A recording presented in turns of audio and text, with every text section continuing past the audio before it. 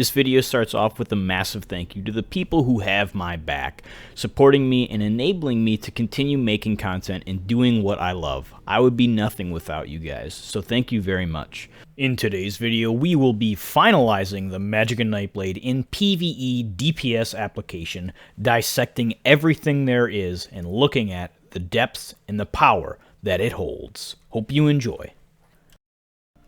Greetings, Gilliam the Rogue here once again with another build video. This time we will be discussing the Magicka Nightblade for DPS to the fullest. The other video I did went over a shorter, more brief video explaining the basics. Now, if you're interested in making Magicka Nightblade your main, or you're trying to wring as much power out of it as possible, then this video will be for you. We'll be explaining things to much more detail, explaining our options, why we choose them, where we choose them, and then doing a little bit more intense look at our rotation. So, first off, as with any build, we start off making our character. What race do we want? If we're looking to min-max our utmost DPS out of our race, then for the Magicka Nightblade, we're going to go with Dunmer.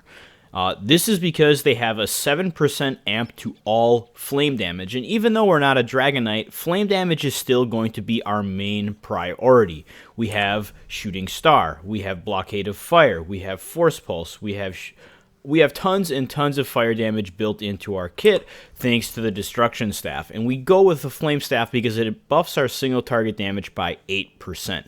And most of our attacks will not be AoE. There will be an option to use a Lightning Staff. I'll talk about where and why you'd want to use that and so on, but mostly our focus is flame damage. Not only is it the strongest element by default, meaning it has the most raw power built in. Burning has the most damage out of it. The most amount of enemies in this game are weak to fire versus frost or lightning.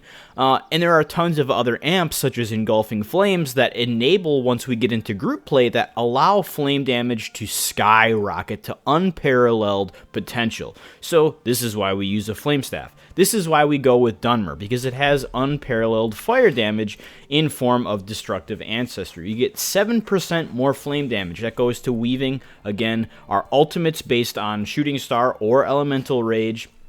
Goes to our main AoE and single target damage over time, which is Blockade of Fire. Goes to Force Pulse. It's amazing. We also get 2% Frost and Shock damage, rather negligible, but that will go to Force Pulse as well, allowing it to outperform our class's main spammable in raw damage. Furthermore, we're going to get a whopping 9% max Magicka, coming very, very close to the High Elf or Breton 10%, and then we're also going to get 6% max stamina, allowing us to block and dodge roll an additional time, really helping us survive in harder content such as Veteran Maelstrom Arena or Veteran Hard Mode in Trials. Furthermore, we'll gain a tiny little bit of flame resistance, helping load off damage, although this is rather lackluster as most endgame trials do not have flame damage. In VMA, it'll be kind of nice. In PvP, it'll also be very nice because, again, in PvP, stamina is very important. So it's a very diverse race. It's honestly a little too overpowered. It has way too much going for it. Now, as for secondary, that goes to High Elf. They're going to boast 1% more max Magicka than us, but they're going to have 3% less flame damage, although they'll have 2% more Frost and Shock, meaning that their Force Pulse will do more damage than ours, but they're not going to do as much with Blockade, Weaving, and Ultimates. Still, High Elf is a very strong race, and it also has 10% bonus regen. However, the way that recovery works now has been nerfed since a few patches ago. It no longer stacks with itself, so it's only a 10%. And since we're not running a PvP build, our base regen is going to be extremely low. So if we had a 10% bonus, we'd maybe get about 80 to 90 out of this. Probably a little bit less because, again, it does not stack with itself, and my Magicka recovery here is listed as a holistic, so what everything brings. If I wasn't gaining passives from champion points and whatnot, I would have much less, and since percent regen only applies to our base stats, not our overall stats, that means it's very weak. So we would get very, very little regen, meaning that it's not going to be too impactful. Coming in at a third is the Breton. They're going to have more spell resistance. They're going to be really tanky in PvP against casters, and they're also going to be very survivable in PvE because most endgame trials deal magic damage or elemental.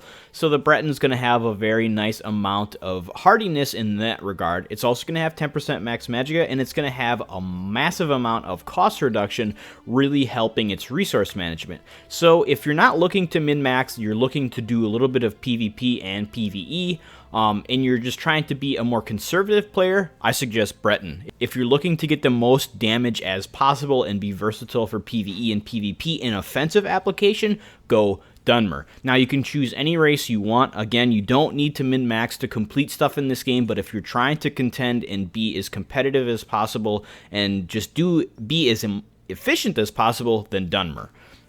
Okay, now our Mundus Stone, we're running the Thief, and this is a pretty common thing for all PvE DPS builds as well as healer builds, because the Thief gives 11% weapon and spell critical chance, meaning 11% crit across the board. With a full set of Divines, which will be optimal, we'll talk a little bit more about that, that'll jump up to about 16.75% crit, giving us unparalleled damage and healing potential as it will apply to our healing. So, Thief, insanely powerful. Atronach, meh, not that good. Gives us regen. If we're in PvP, Atro might be decent. Shadow, a very powerful bursty set, or Mundus Stone, but it doesn't have the consistency because we're not a stamina build. We don't have tons and tons of innate spell crit, so we need Thief to hit a very low amount versus a stam build who's rocking 70-80% as like a Khajiit Nightblade or something without the Thief. So that's why we don't run Shadow. If you're going for more PvP, then go with Shadow. Mage and Apprentice, both for this compared to Thief, they just lack the consistency of Thief. Thief adds so much sustained DPS, and furthermore, Thief gives a percent amp, meaning it deals with a system that will continue to grow with us as a player. As we learn the class, get better, gain more CP, get stronger gear, Thief scales with us. Stuff like Apprentice and Mage are flat bonuses and offer a very mediocre amount of stats that will not further scale with us as our power increases, so they're out the window. Thief, go to. Now for consumables, we'll be using one food and one food only, and that is the glorious max health, max Magicka buy stat. We need the max health to survive one-shots in PvE, because if we don't have this, we're going to have a very low health pool. That's no bueno. Furthermore, if you're not CP cap, you're going to have even less health. So you want to have at least 17 to 18k before group buffs. That means Warhorn and Ebony are not applied to that, because in group raid environments, you're gonna want to have about 20k health, even if you're really good, because Warhorn and Ebony will also give another 2 to 3k added. So 17 or 18k, very helpful. That's what I suggest, especially if you're newer. So buy stat food helps us. It gives us tons of max Magicka to give us damage, and since we're running in a group and this is a group build, we don't need to focus on regen from, say, Frothgar, because A, we're a Nightblade. We have siphoning attacks, which is busted as hell, and B, in group play, we're going to have orbs and minor Magicka steal available to us thanks to our teammates. So that's why we run this. And then for potions, there will be two options. There's going to be Essence of Spell Power. You notice that I don't have spell critical on this. I made these, and it's because we're double barring Inner Light, which permanently grants us Major Prophecy, giving us 10% crit chance. So don't need that on our potions. Trying to save money, then just make spell power. Furthermore, if we're in our AoE group setup, we don't even need Major Sorcery, because that's going to come to us from our kit.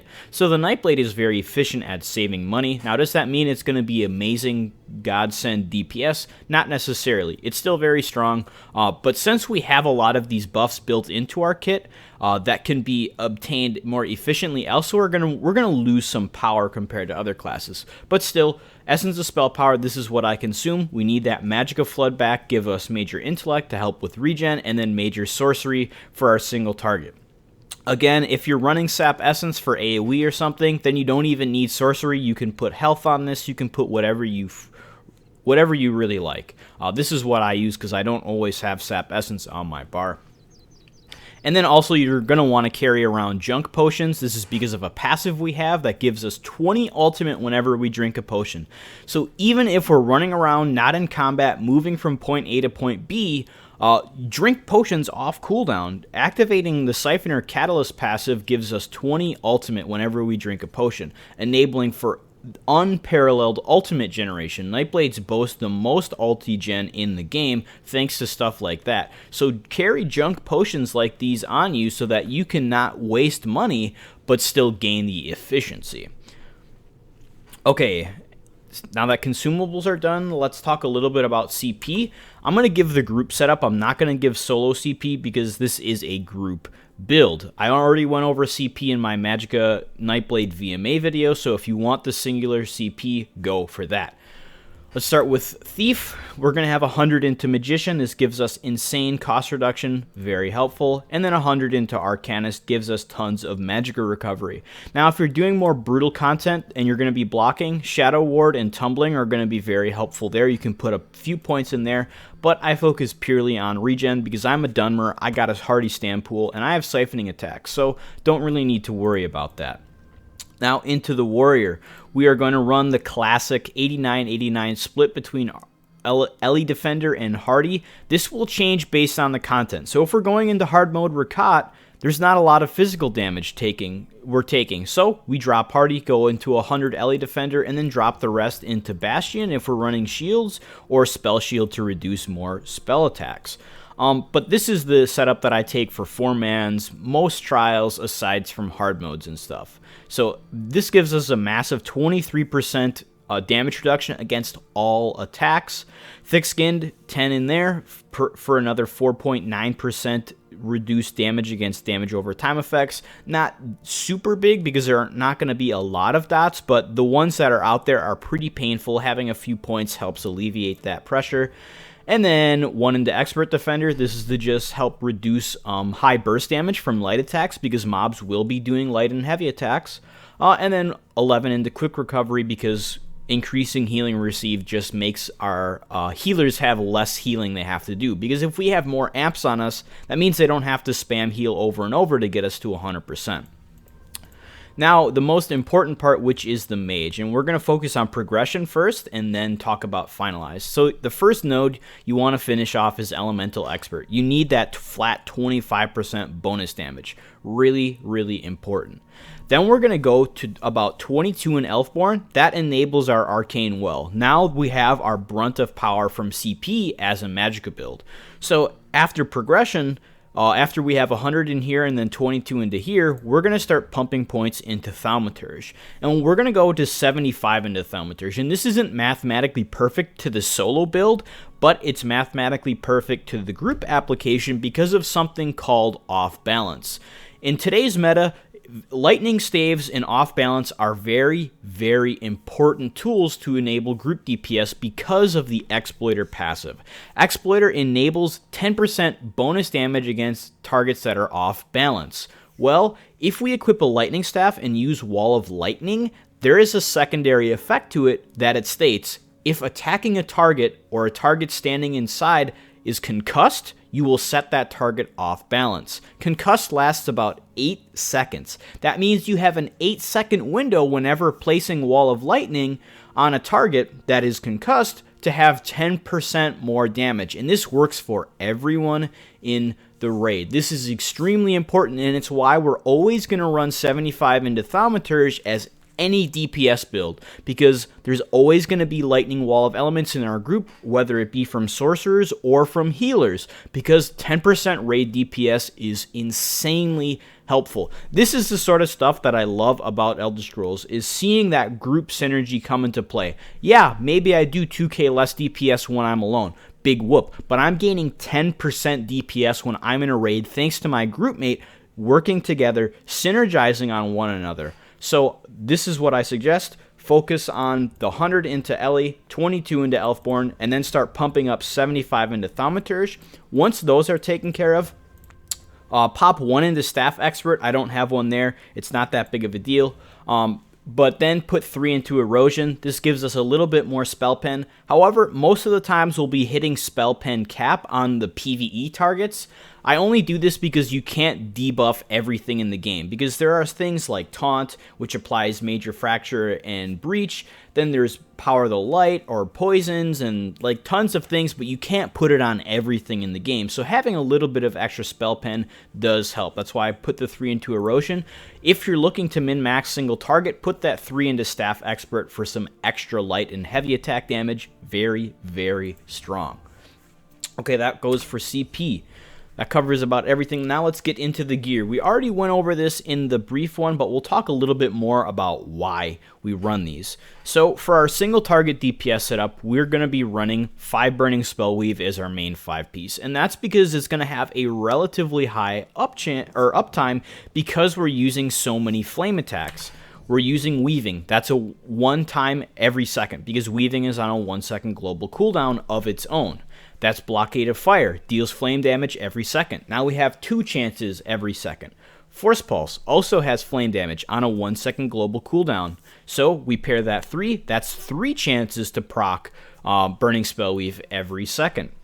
Now if we have Shooting Star, that's another chance to proc every second. And then if we have our Grothar proc, that's another chance every second. So we have lots and lots of chances to proc Burning Spellweave, and Burning Spellweave has a relatively high chance to proc, 20% chance when dealing damage. Guess what? We have about 5 chances to proc Burning Spellweave every second. Mathematically, we are looking at roughly 100% chance to proc it every second. Now it does have a refractory phase, and this does deal with RNG, meaning you will not have this up 100%. The refractory phase refers to it. The buff lasts 8 seconds, but the cooldown lasts 12. This means the most uptime you can get out of this is 66.6% repeating, or 2/3. So still very, very strong. But it's not going to be able to be up 100%. So in single target, this is what we focus on because this is the most potency we have up to us. So if we look at this and compare it to, say, something like Julianos, which gives a flat 300 spell damage. Well, in order to gain a flat 300 spell damage from Burning Spellweave, it only needs a 50% uptime. Meaning that Burning Spellweave is never going to have that unless we're not using flame attacks. So it's always going to be stronger as an effective 5-piece than Julianos. Now, 2 things to note about this is that damage over time that is applied to your target. So a singular debuff. So Twisting Path, not a singular debuff. It affects an area. Cripple, however, is a singular debuff. So this will be affected. Dots have changed that they will retain the stats that they were casted with. Meaning, since we have a set that has a refractory phase, we never want to cast our single target dots when this is not active. Meaning, if our cripple is about to fall off and our Burning Spellweave is about to fall off, then we reapply Cripple regardless of its duration. Because if we reapply Cripple after Burning Spellweave falls off, that means we lost 600 plus spell damage on it, equating to a massive DPS loss. Luckily, Magicka Nightblades only have 1 singular target ability that is affected by that, which is Crippling Grasp, because Shooting Star is AoE, Twisting Path, AoE, Blockade of Fire, AoE. So we don't have to really worry about that. But that is also why we are going to run a different 5-piece in group scenarios, and that is Scathing Mage. Scathing Mage is an insanely potent set that drops in Imperial City Prison. You can do it on normal or vet again. That has a 20% chance when dealing direct critical damage to increase your spell damage by 516 for 6 seconds, but it can only occur up to every 6 seconds. Mathematically, meaning if you are applying this off cooldown, you will have 100% uptime. It has the possibility. Now, does that mean you're going to see that more times? No. Unless the fight lasts less than 6 seconds and it procs right away, you're not going to see 100% uptime because RNG OP, but you're going to have a higher uptime on Scathing Mage in some circumstances than you would Burning Spellweave, allowing Scathing Mage to beat Burning Spellweave. And in situations where this is going to be a factor is AoE. And you'll notice that it says direct critical damage. And you're like, well, most of our damage comes from dots, right, Gil? We have Wall of Elements, we have Twisting Path, and Cripple. Those are dots. Those wouldn't proc it. Well, first of all, Twisting Path is one of the most unique abilities in this game. It is neither direct damage nor it is a dot, and it is both. Dealing with sets like Valken's Scoria, it is considered a dot, but dealing with sets like Scathing Mage, it is considered direct damage, meaning Twisting Path will proc Scathing Mage. Furthermore, if we place this on 10 enemies, that is a 10 times multiplier on the chance to proc Scathing Mage, giving us a literal 100% uptime. If we have a 10%, or if we have 10 enemies being hit with all a 20% chance to proc, that's a 200% chance to proc Scathing Mage. So even if RNG is OP, if we're hitting AoE situations, Scathing Mage is going to have a very, very high uptime, allowing it to overcome Burning Spellweave. So carry Scathing Mage for AoE situations like trash and so on, as well as bosses that have lots of trash, like hard mode Rakat. There are assassins, there are hulks, there is lots of AoE, so we go with Scathing Mage. It's a very strong set. Now, for beginners, you're not going to have access to these right away. You want to play Magicka Nightblade off the bat. So you're going to craft yourself some shiny, spiffy Julianos. It does not need to be gold because you're not going to be using it in endgame most of the time. You might use it in PvP, you might use it in VMA, but in group application, you want Scathing or Burning Spellweave. But you need gear to go get those, right? So craft yourself some Julianos, put it 5 body pieces, make it purple, just put purple enchants, not the end of the world, easy, or it'll make you strong enough to go do these dungeons. Very, very easy gear to get. Now our 2-piece Undaunted set, we're going to have 2 to 3 options here. Most DPS is if we're enabled to be in melee. Not all the time we're going to be able to go into melee range. Some bosses require us to be at a range. In group compositions, you can't have 8 melee DPS. You need like 2 or 3, and then the rest need to be ranged because mechanics don't allow for that. So Grothar isn't an end-all be-all, but it also is going to be the most DPS. So if you are able to get into melee, wear Grothar. 1-piece Max Magicka, very, very strong. 2-piece AoE Lava Geyser time, amazing. Tons and tons of damage, increases our chance to proc Burning Spellweave. Very, very strong set. Again, you need to be in melee range. This drops in Vaults of Madness, easy to get. Now, if we're not able to get into melee range, we're going to run one of 2 sets, and this depends on the type of fight. If we are dealing with a low mobility fight where we need to sit still but still be at a range, such as the first boss in Maw of Lorkhaj, Zazashi, or whatever the hell his name is, we're going to run Narayaneth. Narayaneth's 1-piece is going to be lesser to Grothar, but it's going to have max health, allowing us to hit that health, that 20k health mark in raid much easier, dying less, meaning more chance to do DPS, because if you die, you do 0 DPS, so health isn't a useless stat.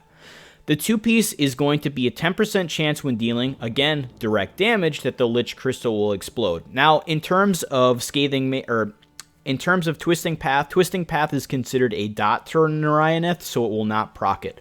But our main spammable has 3 attacks to it because we're running Force Pulse with this build, meaning this is all direct damage, meaning that 10% now becomes a 30% chance when using our main spammable. Furthermore, if we weave, that's another direct damage. Now it becomes a 40% chance every global cooldown to proc Narayaneth. It does lots and lots of magic AoE damage in an AoE radius. Very, very strong, but it has a 3-second delay to the explosion. Meaning if a boss is moving a lot, you don't want that because they're probably going to move out of it. And in those situations, when there is high mobility, we're going to use Valken's Scoria. Valken's Scoria is an 8% chance when dealing damage over time to proc a meteor. It'll fall from the sky, deals lots of burst damage, has a little bit of cleave. Very strong set for range DPS. It will proc with Twisting Path, Wall of Elements, Cripple, all those, so keep those up if you're running it. It also has a 1-piece max health, drops in City of Ash 2. Narayaneth drops in Crypt of Hearts 2. If you do it on Vet, it'll be a 100% chance to drop the helmet. Very good sets for beginners as well, because that max health is going to allow you to hit those health targets that we need to do. Okay, now for jewelry. 3-piece Moondancer is by far the best. That's because crit has been slightly nerfed due to how major and minor force operate and the stats that they give. So before Infal used to be Bis. Infal is still very, very strong because its 1-piece is or its 2-piece is spell critical, but its 3-piece is the same as Moondancer, so you're just comparing the 2-piece on both of them. Moondancer gives flat max Magicka, a very strong stat for caster builds because we have a lot of percent amps, especially as a Nightblade. We have Siphoner passive, we have Inner Light, we have lots and lots of amps. So that 967 Magicka is actually closer to about 1500. The spell crit is still very strong on Infal, so you can run that as well. Moondancer drops in Maw of Lorcage. Infal drops in any of the Craglorn trials. Doing Veteran, it'll be purple. The final boss will drop gold. And then if you do Vet Hard Mode, he'll drop 2 gold jewelry pieces. So if you want to min-max, you can get the gold, do Veteran or Vet Hard Mode. Very easy to get. You can trade it now. A lot of people don't need them, so relatively easy to get your hands on Infal or Moondancer. Now, if you don't have access to either of these because you're new to the game, then go with 3-piece Willpower. It drops in Imperial City. There are treasure vaults. You can buy them from kiosks now, or you can hit the P button and you can join the Dungeon Finder and do a random vet or normal dungeon. They both drop the same thing once a day. I believe the global or the ICD is 20 hours, not 24. So every 20 hours you can do one of these. You'll get a chance to get willpower, endurance, or agility, weapons, or jewelry. Very easy. The jewelry is extremely cheap to get now. Willpower is not going to have the Minor Slayer bonus, giving us 5% bonus damage in dungeons and trials. So it's going to be weaker than Moondancer or Infal, but willpower is still very strong.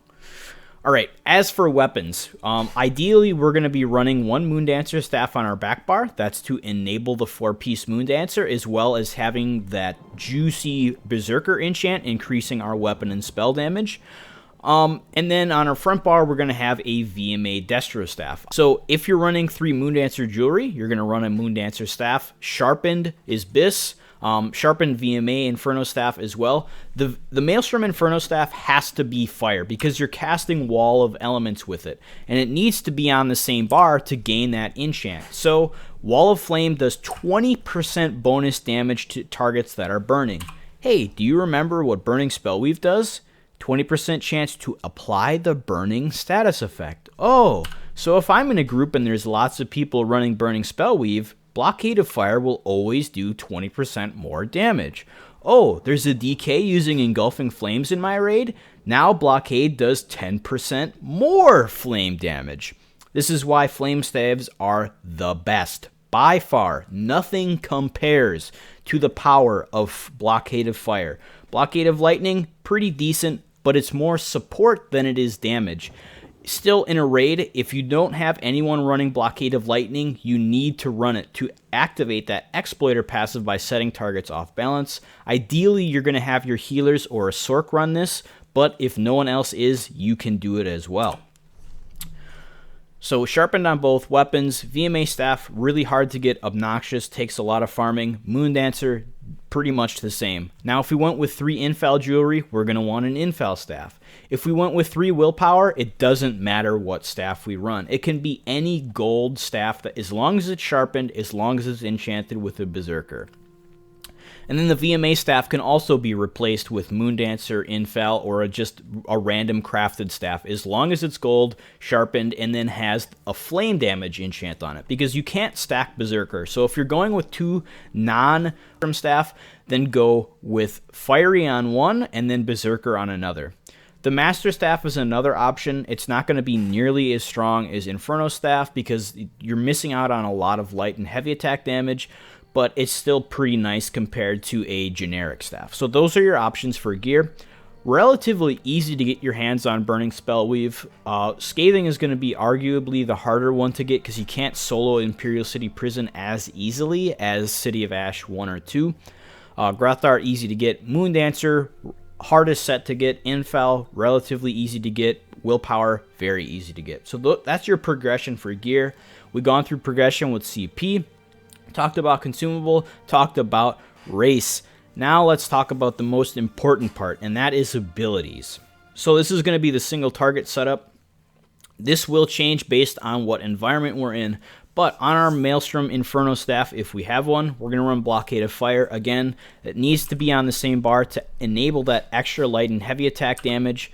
lots and lots of damage. Blockade of Fire needs to be up 100% of the time. It is your most important source of damage as a Magicka Nightblade. Single target and AoE. It is phenomenal. It's very easy. It lasts 8 seconds. It costs almost nothing. A very, very strong ability. Next ability, there's going to be one of two options. If we're going for pure DPS and want to be selfish, which most of the times we're going to be in a raid because we have multiple healers, we're going to go with Force Pulse, and that's because, one, we're a Dunmer, so that extra 7% Flame and 2% Ice and Lightning makes Force Pulse very, very strong. Again, if Engulfing Flames is in the raid, that Flame portion of Force Pulse gets a 10% amp. Force Pulse is also going to have an insanely high chance to proc Burning, Concussed, and Maim, or Chilled. Concussed applies minor vulnerability, meaning you deal 8% more damage to that target. Everyone benefits from this. Furthermore, if the target is concussed and in Wall of Lightning, they will be set off balance, enabling the Exploiter passive for everyone in raid. Single target damage effects have a 10% chance to proc their secondary effect. Thanks to the Destruction Staff's passive right here, Elemental Force, we have a 100% bonus. Now that goes to a 20% chance to apply secondary effects. And if we're weaving with a Lightning or Flame Staff, our respective secondary goes to another 20%. So every time we weave Force Pulse with the Flame Staff, that's a 40% chance to apply Burning, 20% chance to apply Shock. If we're weaving with a Shock Staff, that's a 40% chance to apply Concussed and a 20% chance to apply Burning. So Force Pulse is better single target damage for us. It has AoE to it if other targets are burning, chilled, and concussed, and it enables raid DPS. Force Pulse is the god's gift to Magicka builds. Sure, you might do less DPS on some other builds, but it enables raid DPS so much. It's amazing. Cannot speak highly enough of it. Now, if we're going and we have lots of Sorks running Force Pulse in the group, and Concussed and Burning and all that stuff is already up 100% of the time, and our group needs healing, then we're going to run Funnel Health. And Funnel Health is going to deal way less damage than Force Pulse, but it's going to cost less, and it's also going to heal us and one other ally. And it heals for a lot. So Funnel Health really, really strong in helping out your healers. So if you're doing like AA hard mode, you're probably going to want some Funnel Health because your healers can't heal everyone. There's lots of damage going on, and some extra healing goes a long way in helping people survive and move around. But in min-max DPS, Force Pulse is your go-to. Now, our main damage over time for single target application is Crippling Grasp, and we can take either morph of this ability. If we're going for single target DPS, Crippling Grasp is our go-to. Lasts 8 seconds, has initial hit, has damage over time, gives us major expedition. The big issue with this is it can only apply to one target at a time. Meaning if you cast this on one and then cast it on another quickly, the first one you cast it on, it will vanish. So keep that in mind. If we're going for AoE and we want to just put our dots on everything, go with the other morph, Debilitate. It removes that cap, but it'll also lose the initial hit damage, meaning you can put it on 10 targets and they'll all have it running at the same time. Very strong for AoE, but it makes our rotation even harder to manage because now we have an 8-second dot on tons of different enemies. So we kind of lose DPS in that sense, but it also helps out with raid AoE DPS. And it also helps out with your Magicka sustain. So if you're newer to the game and you really need that sustain, go with Debilitate. It refunds its Magicka cost if the target dies with it on it. Guess what? In dungeons, that's going to be happening a lot. It'll help your sustain astronomically. Our next ability is Merciless Resolve, and this is our main buff to rotate in our rotation. It lasts 20 seconds, very easy to keep up, and it enables Minor Berserk, giving us 8% increased damage across the board. Furthermore, it's also going to act as a 2% spell critical slot for passively having it, and then giving us 10% critical hit damage with healing and damage because of assassination passives. Very, very strong. After 4 light or heavy attacks, it will turn into the Spectral Bow, which will fire off and deal massive magic damage. Again, as we talked about in the first video, there are 2 routes. You can cast this off cooldown if you are the god's gift to this game. You are very good at animation canceling and able to make many decisions at a split second. but for the most part, you're only going to maintain this once every 20 seconds. You'll shoot the bow, but you're not going to recast it. You're only going to recast it when it's about to fall off. Furthermore, in a raid with a healer using Combat Prayer, this ability isn't 100% mandatory to keep up, because it does require a lot of micromanagement, which is why most people see this ability as a DPS loss in PvE. It's insanely good for PvP, but this isn't a PvP build, this is PvE. So most players, if you have a healer running Combat Prayer, don't stress too much about Merciless. Just try and cast it at least once every 20 seconds. Use the Spectral Bow when it appears, but don't worry about recasting it. If you're looking to squeeze as much damage as possible and you are like a machine in terms of calculating power in your brain, then cast it off cooldown and just keep proccing it as much as you can. Fifth ability is Inner Light, going to give us Major Prophecy permanently, saving us some money. Also going to give us 7% max Magicka, 5% from this, 2% from a passive, as well as 2% Magicka regen. Inner Light is pretty much mandatory for every caster build. It enables so much free damage in form of that 7% max Magicka. And then for our ultimate, we're going to be running Soul Harvest. This is for 2% crit. Also, we're going to gain 10 ultimate whenever we get a kill. Not really going to be happening in single target, but it also gives that 2% crit from the assassination passive. And once a target gets low health, we can start using this over, say, Shooting Star, because it only costs 70 ultimate versus 200. Furthermore, it'll also increase your damage against the target you cast this on by 20% for 6 seconds. So if you're in execute form and you're just spamming the shit out of Impale, 20% more damage on your execute is going to be extremely devastating. So that's why we run it there. Now our back bar, Impale, single target, very easy to use. It's our execute. Once a target gets to 24.9% health, pretty much 25, we can start using this. It's going to deal tons of damage, can now be used at 28 meters away, so we don't have to be in melee mode anymore to use this. Very, very strong skill. Second ability is Rearming Trap. This gives us tons and tons of damage in the form of Minor Force. It lasts 12 seconds, so you're pretty much going to be casting it in tandem with our other ability, which is Twisting Path. Rearming Trap will require you to get in melee range, so if you're at a range, you can use this as a flex spot, because you're not going to be able to run in, recast, and then come back out unless you're very good at moving around and paying attention to mechanics. So treat this as a flex spot. If you're in a dungeon, you're probably going to want to run Harness Magicka right here, this skill, the most OP piece of shit skill in this game. It's why Magicka builds are so vastly superior to stamina in every way. It almost doubles your effective health, and whenever you take spell damage, you gain a metric fuckton of Magicka back, meaning you can indefinitely cast this, stay alive, and still be able to do damage. So this is what we're going to use in place of Rearming Trap in situations where we can't get into melee. Very, very strong, 100% mandatory to run in hard mode trials, because there's just so much damage that you can't survive without it. But again, in single target DPS for min-max, where we don't need a shield, Rearming Trap go to. Now our AoE damage over time that we pair with, say, Wall of Elements, that is Twisting Path. If we're running Scathing Mage, this needs to be up 100%. If we're running Burning Spellweave, it should be up about 80%, and that's because it lasts 11.5 seconds, but it only deals damage every 11 seconds. So when you swap back to this bar, you're going to cast Twisting Path and then Rearming Trap, because Rearming Trap lasts 12, Twisting lasts 11. And guess what? A global cooldown is 1 second in between, so if you line these up perfectly, it should fit relatively easily into your rotation. Fourth ability is another flex spot.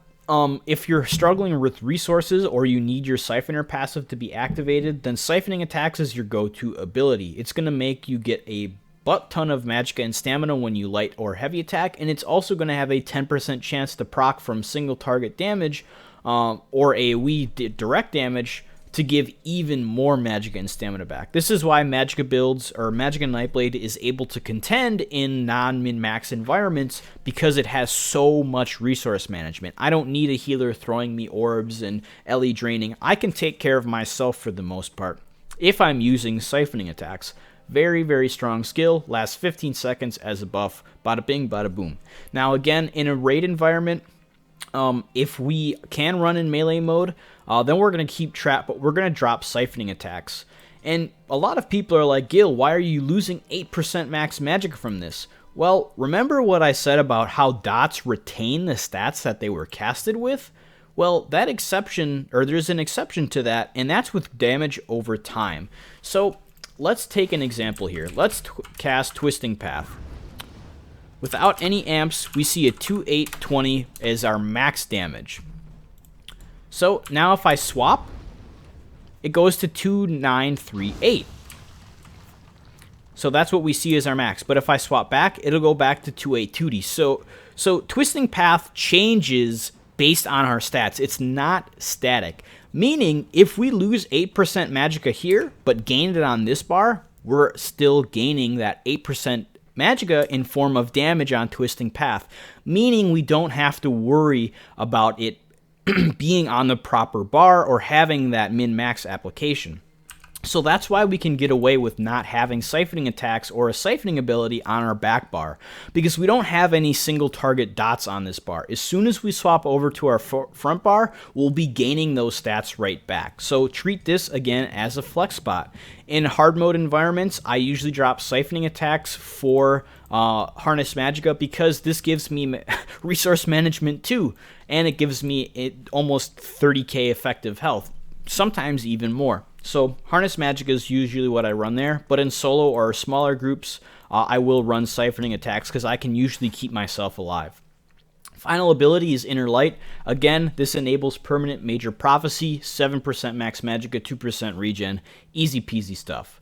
Ultimate, Shooting Star, best single target ultimate in the game for us, deals tons of initial hit flame damage. Guess what? Dunmer, 7% more, insanely strong, and then 11 seconds of lingering flame damage, very strong. Furthermore, in very tight AoE situations where there's lots of mobs bundled up, this will refund up to 72 ultimate back based on targets hit. If you hit 6 targets, that's the cap of how many the ultimate refund gives, it'll give 72. It's 12 per target hit. Very, very strong, enabling it to outperform Elemental Rage in situations where mobs are very, very tightly packed. Unfortunately, most of the times, this isn't going to happen. Most of the times, mobs are running around. They're like, no, I don't want to stack. Fuck your DPS. So you're going to swap that around. So now we'll look at our AoE DPS setup. So let's go to AoE.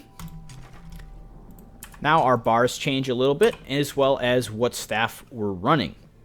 So again, this is where we're going to run a lightning staff instead of a flame staff. I don't have one, but this would be optimal. You run a lightning, moon dancer, or infal staff. But on our front bar, we swap impale here because we don't really need it on our back bar. We're going to be focusing on AoE. So we swap soul harvest to our back bar because that's where most of our kills are going to be. So we run our ultimate on our front bar so we gain that passive ultimate when killing trash or AoE mobs. We're going to be running Fiery Rage in most situations because mobs are going to be spread out. It does insane damage over a very short time. It actually outperforms Shooting Star in min-max groups because in min-max groups, we have so much DPS that we don't need that 11 seconds of Shooting Star. If you can drop 3 Ellie Rages, that's all that damage that a Shooting Star would do in 7 seconds versus 11. And it hits more targets and it refunds Magicka based on passives that we have. So Fiery Rage, insanely, insanely powerful. Again, with Engulfing Flames, it's another 10% bonus. If we're a Dunmer, that's another 7% bonus. It's just amazing.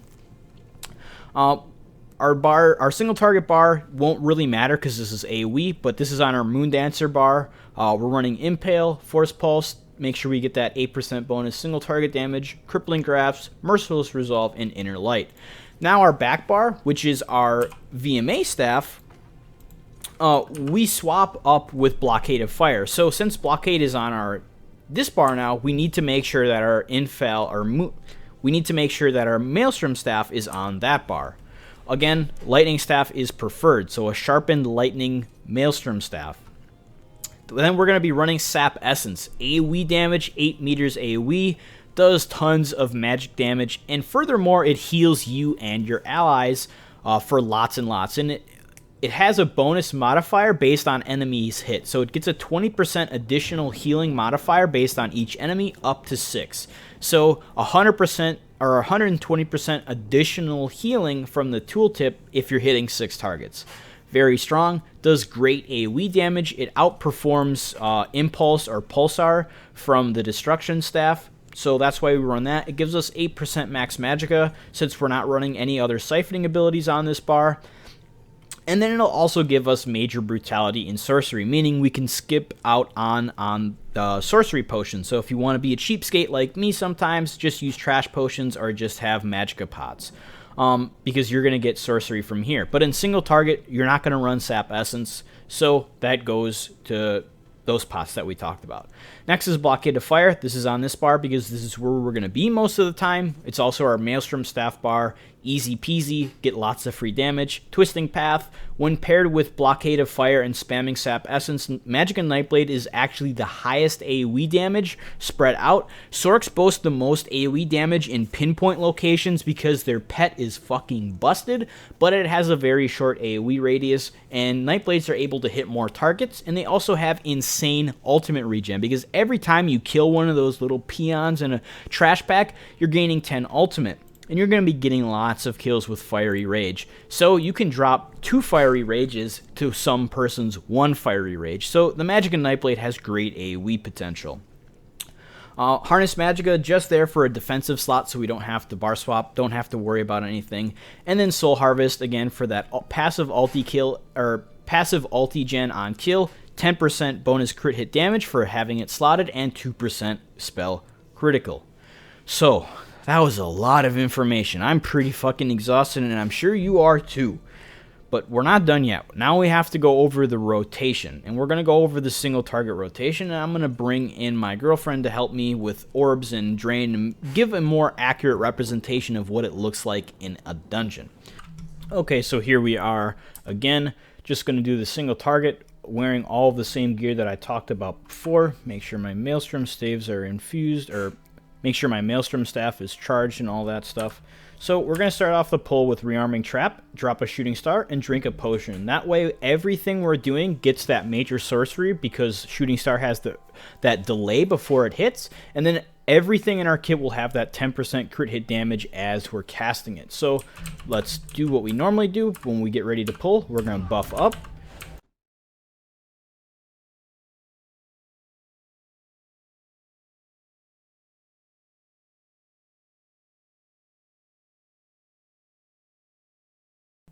Okay, so we're going to watch this in slow motion. We notice I'm ripping off my heavy attack, and the first thing I'm doing is Trap Beast, do my Shooting Star, drink my potion, and then drop Twisting Path and bar swap off. That way I get everything running. I have my 10% crit, my 20% spell damage, and then I go into applying my dots. So a Wall of Elements, Cripple, and then I shoot my Spectral Bow.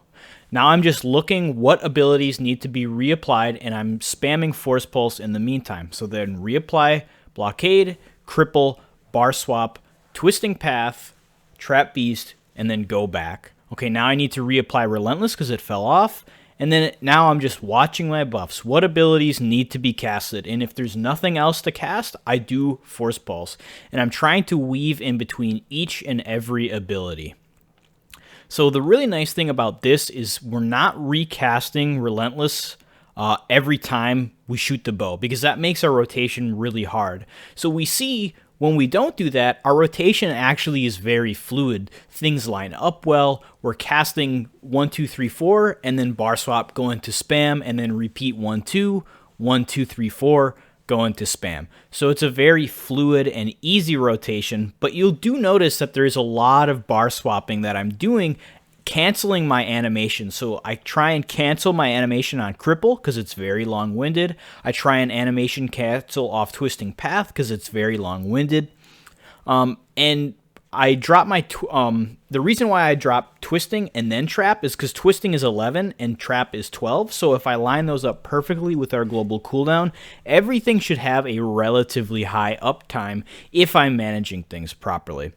dropping my shooting star as soon as I get the ultimate, even if it means swapping my bar early. If I get like 10 or 12 extra ultimate, it's not the end of the world, but try and make that a priority so you're not wasting any ultimate points, because there's no reason to hold on to our ultimate as a DPS on a boss. Get it when you cast it.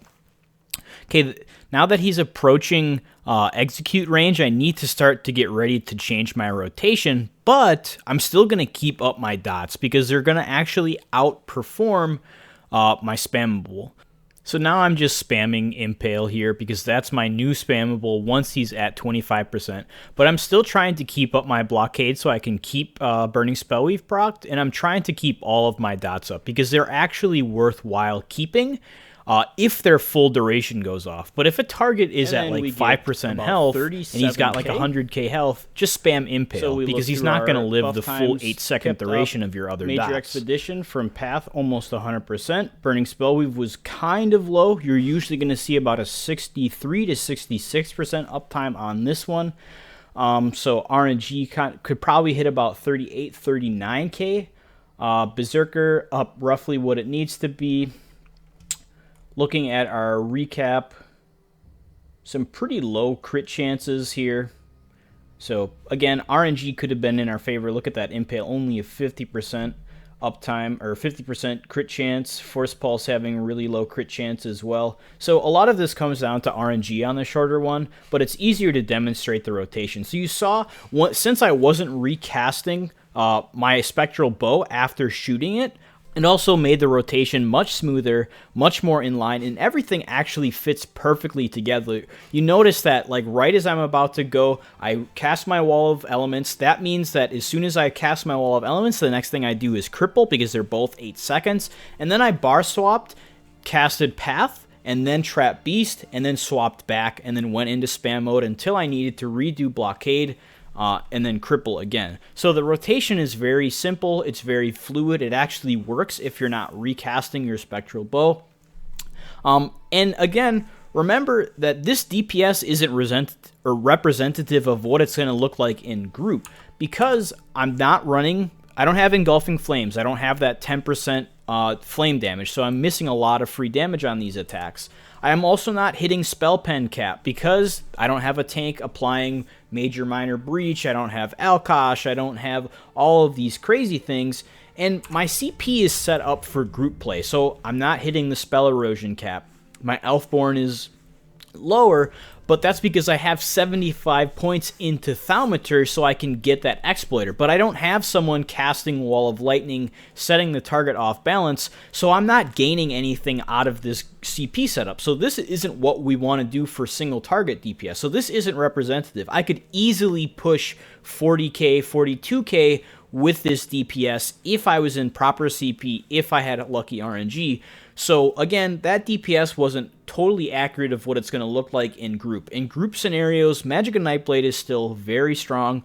It's especially strong in 4-man dungeons because it has some built-in healing. It does great AoE DPS, and most of dungeons are actually trash, and trials are trash. So having a Magicka Nightblade in raid isn't completely useless. Most groups won't run one in endgame just because they're very good at coordination and saving ultimates, kind of moving the Nightblade out of position. But in unorganized groups, just going in, trying to have fun, Magicka Nightblade still excels, does a lot, and very, very fun and easy for the average player to pick up. So that covers about everything for the Magicka Nightblade. Thank you all so much for watching. Drop a comment if you have any questions or I've missed something, but I'll see you around.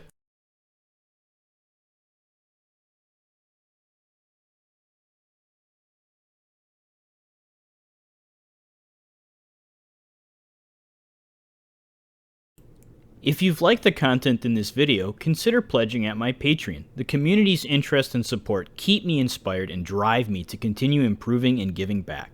Thanks to all my patrons who've already shown their dedication. I truly appreciate it.